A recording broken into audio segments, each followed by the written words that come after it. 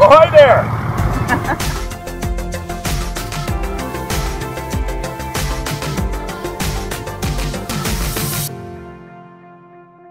So, we're interrupting this regularly scheduled program. A lot of people have been asking, are you guys going to do a Black Friday sale? We're not really set up for that kind of thing, but you know what? We're going to give it a shot. So if you go to bonfire.com, we'll put the link here or wherever the link goes. We're going to put the prices about as low as we can just for this Black Friday thing. Take a good look because there's also going to be some new designs. Hey, speaking of designs, check this baby out, huh?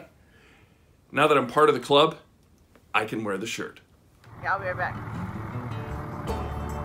Now before we even move the bus, one of us does a walk around to make sure everything's squared away.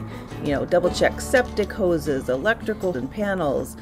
I walk around to the backside and make sure the lights are working. Check, you know, take a look at the tires, the awnings especially, because those are really easy to leave out. We have to watch out for our generator door, just, you know, anything, and overall take a good look at the bus to make sure we're ready to go. Now we'll give Larry a thumbs up.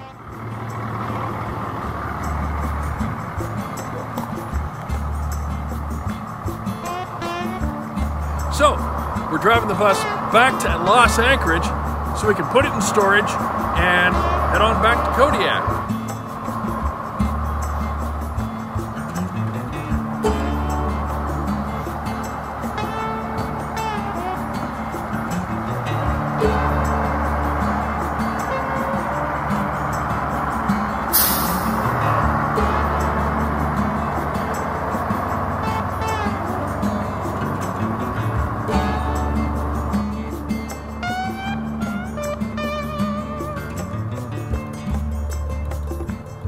I gotta train him on those horns better.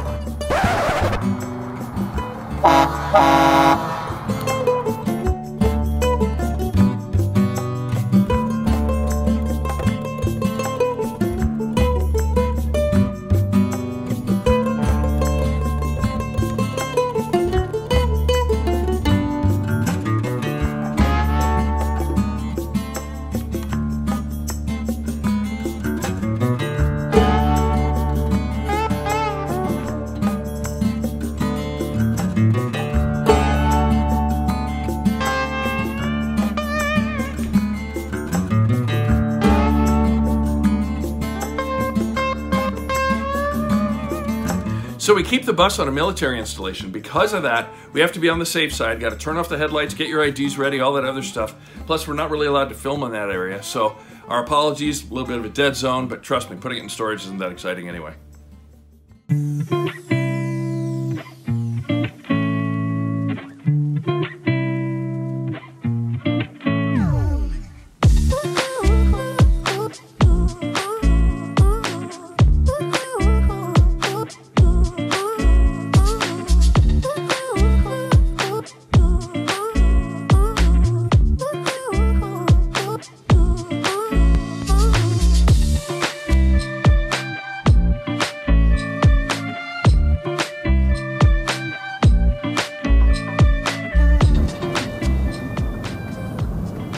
Check out this PT Cruiser.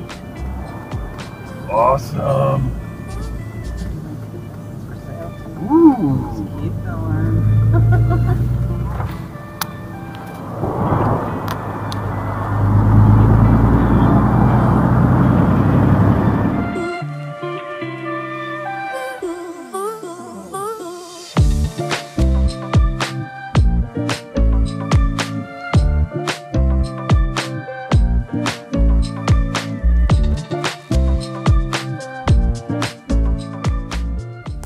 There goes the truck house life guy. Oh, the one on YouTube. You never know who you're going to see driving down the road in Alaska.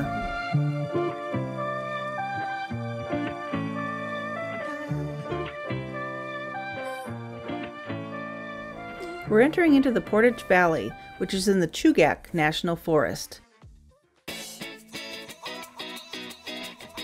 This road gives us access to the Portage Glacier, the hiking trail up to the Byron Glacier, along with the Baggage Boggs Visitor Center, which is one of the most visited places in Alaska.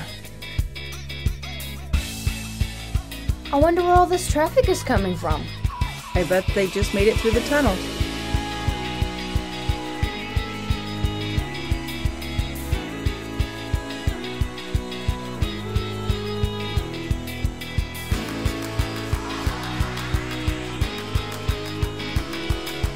There are several day use areas, including some primitive campgrounds which you have to hike back into. And there is one campground that takes RVs called the Wasilla Forest Service Campground, which I've heard is very beautiful.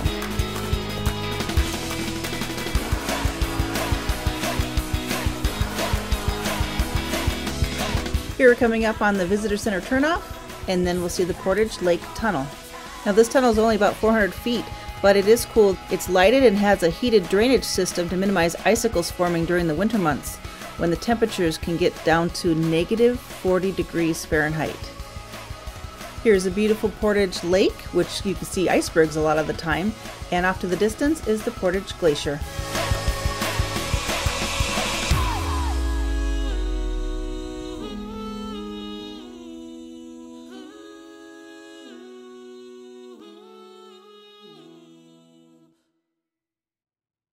Good evening. How much is it? $13. Need cash?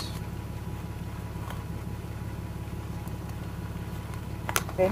Here you go. You had it through recently, you know the routine? Yep.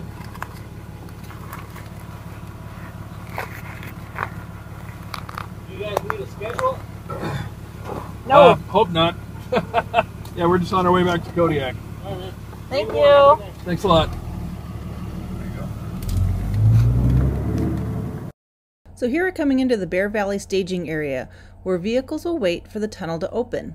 The staging area is made up of 8 lanes designed for cars, buses, or trucks, similar to the staging area used by the Alaska Marine Highway System when we're waiting to load on the ferry. Because this is a 1-lane tunnel that both automobiles and trains use, highway traffic will change direction throughout the day. It says one word of caution though, Bear Valley is notorious for unpredictable high winds.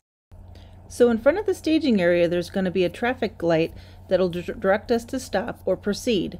We'll also look for a message sign that provides updates on the tunnel opening. After the light turns green, cars in that lane will proceed to the tunnel. Once you're heading to the tunnel, there's also a metering signal that will control distance between vehicles. If the light is green, you keep proceeding. If, however, you get a red signal, you have to stop and wait a few seconds. If the railroad gate is down, either a train or highway traffic is coming from the opposite direction is coming through the tunnel. Never drive around the railroad gate that is down. Just make sure. I can go.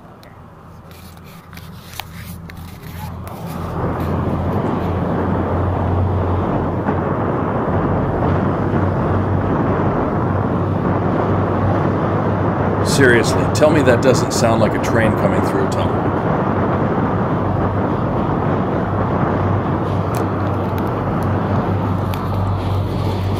Dang, I swear that light wasn't out when we left.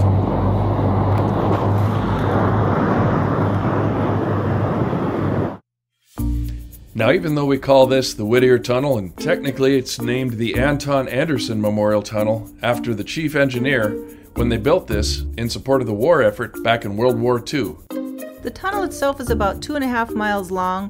The max speed is 25 miles per hour, and it takes just under 7 minutes to get through the whole tunnel. Now, throughout the tunnel, there are 8 emergency turnouts. These turnouts are interesting areas. It's where a disabled vehicle can be pushed off to the side. Also, they have safe houses located in these turnouts that are not only fire resistant, but have their own air supply and emergency supplies in case something goes haywire in the tunnel.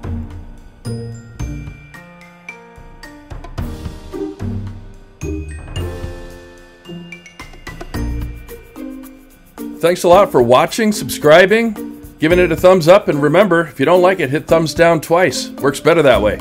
This was a fun trip, and I gotta tell you, just hang on till next week. We're gonna show you Whittier has got absolutely downright unique living conditions. Remember to be kind and have a great week.